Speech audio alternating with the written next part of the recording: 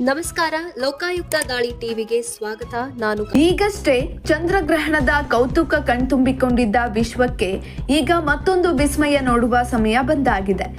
ಇಂದು ಈ ವರ್ಷದ ಕೊನೆಯ ಸೂರ್ಯಗ್ರಹಣ ಸಂಭವಿಸುತ್ತಿದ್ದು ಇಡೀ ವಿಜ್ಞಾನ ಲೋಕ ಕೌತುಕದಿಂದ ಸಜ್ಜಾಗಿ ನಿಂತಿದೆ.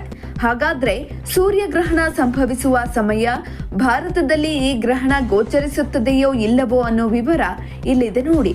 ಮಹಾಲಯ ಅಮಾವಾಸ್ಯೆಯಂದೇ ಸಂಭವಿಸುತ್ತಿರೋ ಈ ವರ್ಷದ ಕೊನೆ ಖಂಡಗ್ರಾಸ ಸೂರ್ಯಗ್ರಹಣ ಭಾರತದಲ್ಲಿ ಗೋಚರವಾಗ್ತಿಲ್ಲ.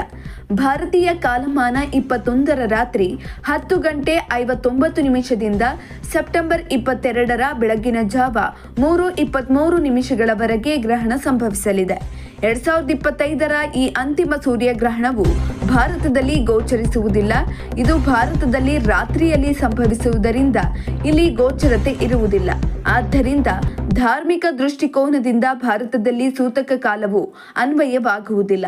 ಇನ್ನು ಗ್ರಹಣಕ್ಕೆ ಯಾರೂ ಭಯಪಡಬೇಕಾದ ಅಗತ್ಯವಿಲ್ಲ ಎಂದು ಹಿರಿಯ ಭೌತಶಾಸ್ತ್ರಜ್ಞ ಡಾಕ್ಟರ್ ಎ.ಪಿ. ಭಟ್ ಹೇಳಿದ್ದಾರೆ.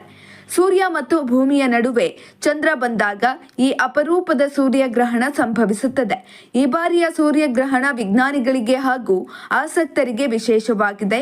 ಒಟ್ಟಾರೆ ಈ ಸೂರ್ಯಗ್ರಹಣದ ಸೂತಕ ಕಾಲವು ಭಾರತದಲ್ಲಿ ಮಾನ್ಯವಾಗಿರುವುದಿಲ್ಲ. ಇದು ಪೂಜೆ ಅಥವಾ ಇತರ ದೈನಂದಿನ ಚಟುವಟಿಕೆಗಳ ಮೇಲೆ ಪರಿಣಾಮ ಬೀರುವುದಿಲ್ಲ.